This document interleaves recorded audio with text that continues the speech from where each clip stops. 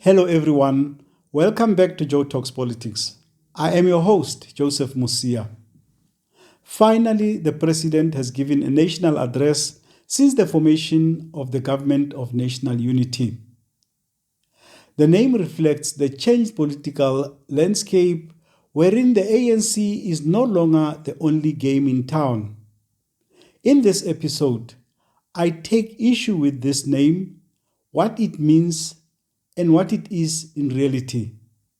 I also look at some of the problems that will face the government in the next 5 years. Let's get into it.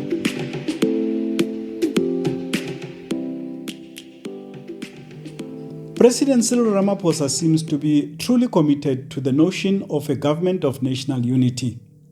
He mentioned the term 14 times in his speech.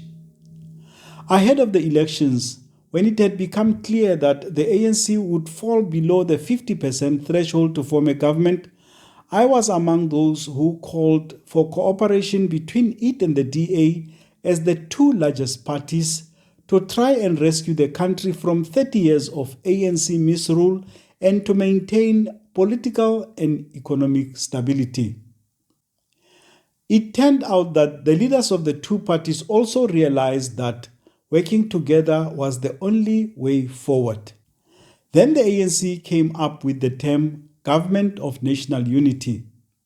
This term is borrowed from 1994 when the ANC, under the leadership of Nelson Mandela, reached out to the National Party and the IFP to set aside their differences and work together to build a new country.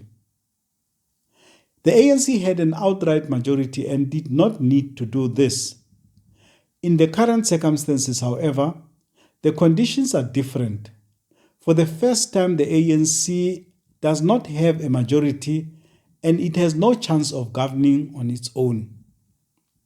This arrangement is a classic coalition in which the parties have come together for the sole purpose of forming a government.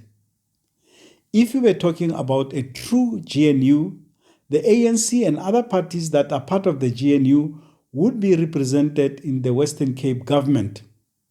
The DA, FF Plus and others would also be present in the cabinets of the Free State, the Eastern Cape, Limpopo and the Northwest, for example.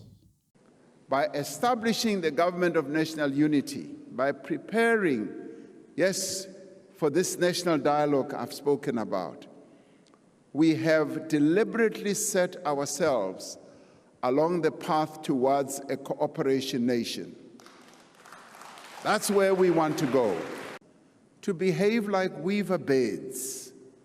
Weavers are amongst the most efficient and gregarious birds in that they build complex structures together, but more importantly, they cooperate.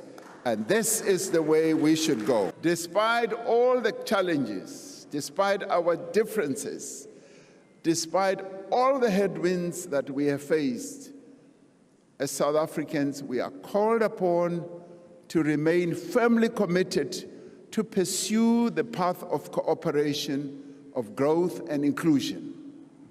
We are called upon to behave like weaver birds, building nests and building this big South African nest that will be able to sustain all the people of our country. Ramaphosa's call for the weaver bird approach is a noble one indeed. As he pointed out, the greatest strength of these birds is working together.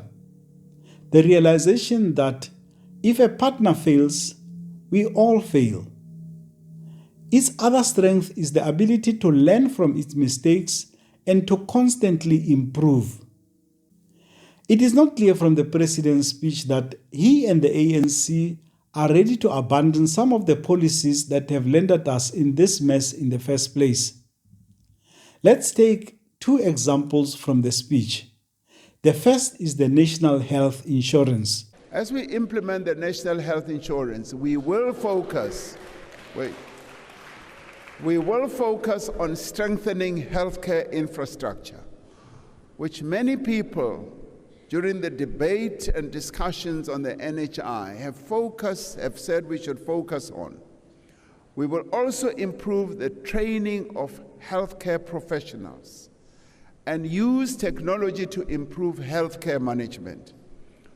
Now, while there is much contestation around the NHI, there is broad agreement that we must draw on the resources and capabilities of both the public and private sectors to meet the healthcare needs of all South Africans equally. In implementing the NHI, we are confident that we will be able to bring stakeholders together and that we will be able to resolve differences and clarify misunderstandings. Most South Africans support a healthcare system where the poor do not have to wait months for procedures that people with access to private healthcare walk in and have done on a single consultation. It is a national scandal that the elderly still die in queues at inadequately resourced public clinics while those who can afford use private hospitals. The question is whether the NHI is the solution to this problem. Experience with similar schemes tells us that our state is not equipped to run a national health insurance. Example number 1 is the National Student Financial Aid Scheme. Every year, students are frustrated by the sheer incompetence of the scheme's administrators. It has faced scandal after scandal, while those in authority use it to enrich themselves. While Ramaphosa has removed Blade Nzimande from the higher education portfolio, he has kept him in his cabinet despite his failure to turn NSFAS around. We are not even talking about the bribery allegations. The other one is the Road Accident Fund. Despite motorists paying billions of rands every month into this fund, its administration is always a shambles. It was recently involved in a spat with the Auditor General because the officials wanted to introduce their own accounting methods. In this context, one questions the wisdom of introducing another costly scheme into an administration that has failed dismally with similar plans. Unlike the weaver birds, where everyone works for the collective benefit and knows that their very survival depends on the success of each individual, Ramaphosa's so-called government of national unity is challenged by the lack of conviction from within. Ramaphosa, the ANC and their partners in the GNU are aware that some wish their partnership ill. In fact, the opponents of the GNU are predicting its premature death. We give this government just a year, and if it doesn't collapse within a year, it will not go beyond 2 years. We can guarantee South Africans a progressive government is coming in, which will transform the land, nationalize the banks, and ensure that there is enough jobs for all our people and fight poverty. The next 5 years will be difficult, and the vultures are waiting in the wings to feed on the carcass of the GNU. It can succeed, and it will succeed if the commitment by all parties can be translated into action.